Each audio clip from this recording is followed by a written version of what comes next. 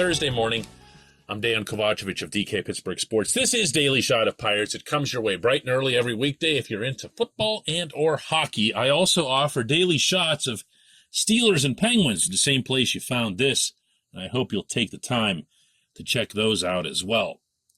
Braves 14, Pirates 2. The number of blowouts, the number of hideous, horrible outcomes for this team just boggles the mind. But you know what? Maybe it shouldn't. When you hear Shelton speak about these types of games after this one yesterday. Yeah, I don't think any one of those weighs any more than any other loss, you know. I mean, like to Mike's point, when games get out of hand like that, you flush them. You know, close games are challenging, but yeah, I don't look at it like that. Don't get me wrong here. The best thing that a baseball manager can instill in his team is the ability to flush away the game from the previous day. That goes for victories too. Yeah, you want to sustain some kind of momentum, but you don't want anybody getting too full of themselves, and you want them very much focused on the game that you've got to play right away. There is no sport like it from the time management standpoint. You've got to wake up the next morning ready to play another game that night. Nothing compares. But Shelton's notion that games are just games or losses are just losses, whether they're 2-1 or 18-4 or 20-0 or whatever it is, how many times have I made the same point this summer about the critical importance of this team getting to the stage where the games in front of them matter, where there's some semblance of embarrassment when something like this happens. This game in particular was grotesque, and it was grotesque on way more fronts than just the score. It was principally grotesque in that Josh Van Meter, a waiver pickup nobody, 27-year-old who's batting 180, was put out to play first base again for some insane reason, committed 2 errors that cost Mitch Keller 5 unearned runs. My friends, I just mentioned 2 names in that sentence. Only one of them matters, and it ain't Van Meter. Keller might be the single most uplifting story of this season for the Pirates. He's busting his rear end to make a career for himself in the bigs, and he's doing pretty well. And this was the start that's coming off him skipping a start because, remember the shoulder fatigue thing? Yeah. And you give him that clown at first base. You give him that clown at first base. Because what? This portion of Daily Shot of Pirates is brought to you by our friends at North Shore Tavern. That's directly across Federal Street from PNC Park. It's home of Steak on a Stone, an eating experience, underscoring the word experience. The steak is brought to you partially cooked on an 800-degree stone, and you do the rest. It's a ton of fun, it's a great meal, and it's a baseball atmosphere like no other in Pittsburgh. North Shore Tavern, right across Federal Street from PNC Park. People have to be fired. I'm not saying that for dramatic purposes or hype or, ooh, did you hear what he said on the podcast today or whatever? I'm not into that. I'm not into people losing their livelihoods in any walk of life, and I don't state it casually. But my job is to cover this team and to analyze this team's performance.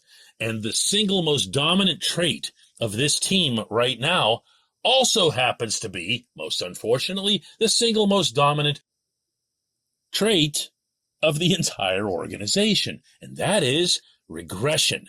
Everybody's gotten worse. At the very best, they've stayed the same, with a couple of exceptions, Keller being one of them. JT Brubaker, to me, is another. The list is really, really short. Everyone and everything has gone backward. Even if you go down through the system, the only prospect really that you could say that's taken a leap forward out of the top 10, 12 guys is Endy Rodriguez. I guess you could make an argument for Michael Burrows in the sense that Burrows wasn't really known much before this year, at least not to the broader baseball community. But the way I'd heard people talking about Burrows back in Bradenton this year, you'd have thought he would have had some kind of big breakout here. He's been good. He's shown his promise. He's shown his potential. But out of all those guys, out of all those kids down there, the only one that you can say that's made a jump up is Endy Rodriguez. The ratio is no different in Pittsburgh. Players aren't getting better. This is a very real problem. This is not, the ballpark running out of hot dog buns or something like that people get all stoked up over on talk radio. This isn't that. That's stupid stuff that people get affixed to. And for that matter, it's also not a payroll issue, which should be even more concerning to you, because it means that even if the Pirates were to spend $100 gazillion on payroll, wouldn't matter because they'd get players in who don't get better. That is a very, very, very real problem, and people need to be accountable for it. And the only real accountability that you can have in a business like professional sports is losing your job to someone who can do that job better.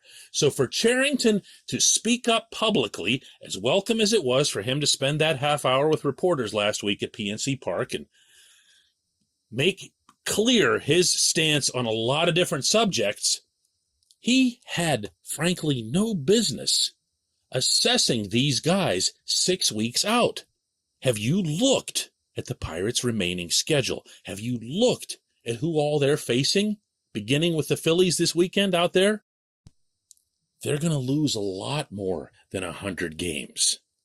And there isn't going to be anywhere to hide from it. Not behind Steelers season, anywhere. And then how's Ben Cherington going to look after plotting these guys? Follow the processes. We come back, J1Q.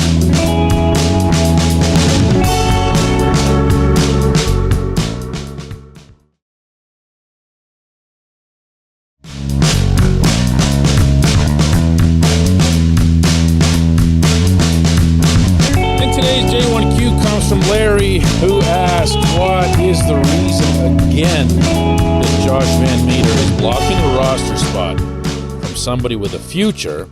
He still gets playing time to prove that he should have been released even before he took his first at bat.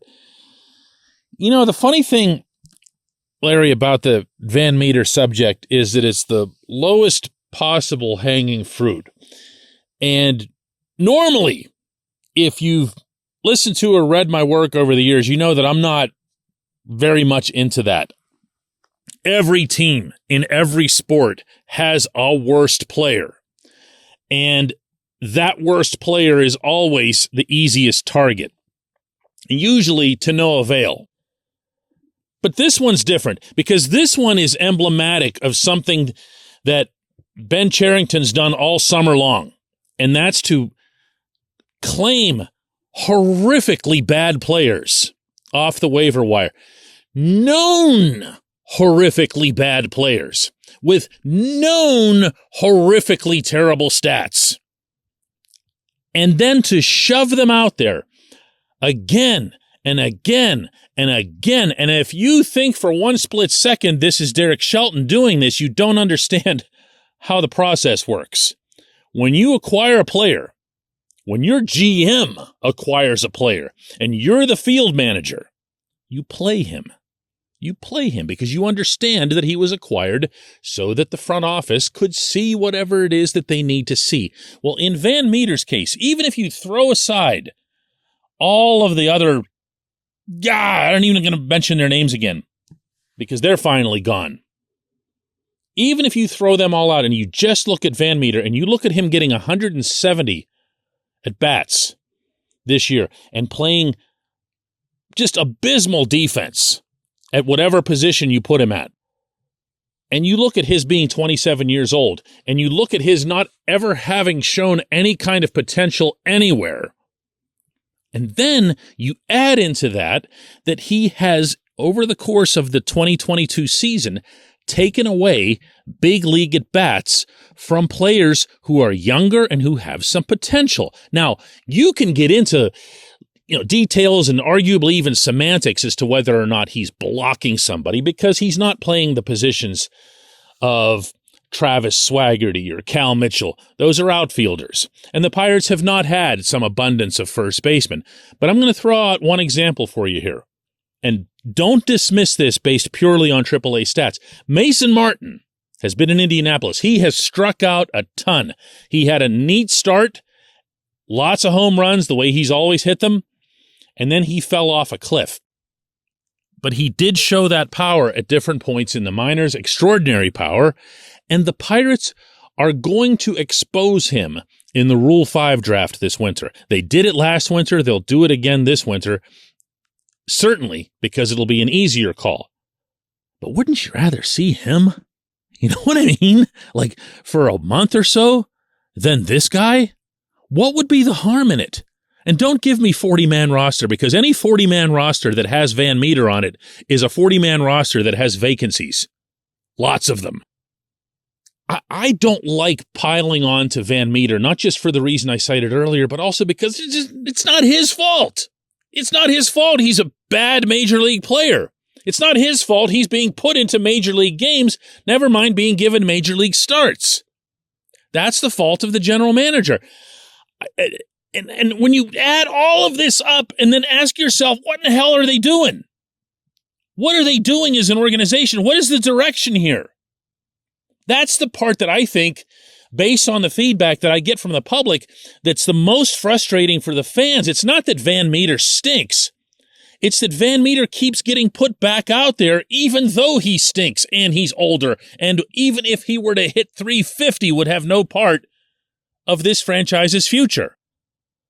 It's a great big confidence suck. It's a drain on the people who follow this team to watch that again and again and again. It's insulting. One more time, maybe for the millionth time. This is not St. Petersburg, Florida. This is Pittsburgh. This team's been here for 136 years. These people know what they're watching. They care, even when they say they don't, about what they're watching. They deserve a hell of a lot better than this. We're going to do this again tomorrow.